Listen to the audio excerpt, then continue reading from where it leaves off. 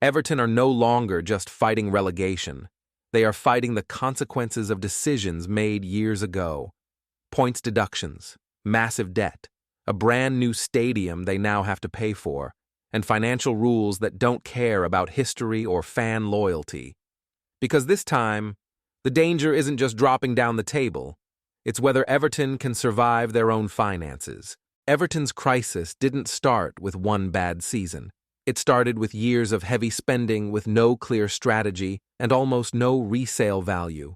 From around 2016 onwards, Everton invested huge money into transfers and wages, but the squad never matched the spending. So, while other clubs balanced the books by selling players, Everton were left with expensive contracts and very little coming back in. Then, COVID hit. Matchday income collapsed. Commercial revenue dipped. Losses skyrocketed. Over several seasons, Everton posted losses far beyond what the Premier League's profit and sustainability rules allow. And eventually, the league stepped in.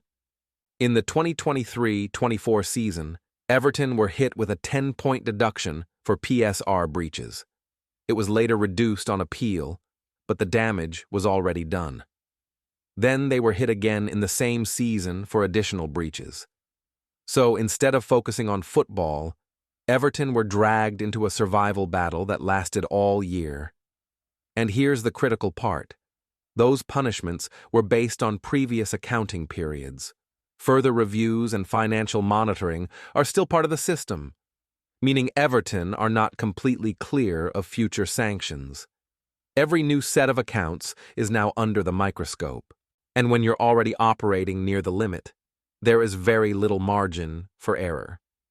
Everton's new stadium at Bramley-Moore Dock is supposed to be the club's future. Bigger capacity, higher matchday revenue, better commercial opportunities, but it also comes with serious financial pressure. The stadium was funded largely through loans and external financing, which means Everton now have significant long-term debt to service. So while the stadium can increase revenue in the long run, in the short term, it adds financial strain to a club already being monitored for spending breaches. That's why the naming rights deal matters. The stadium is now officially the Hill Dickinson Stadium, a move designed to inject guaranteed commercial income to help stabilize finances.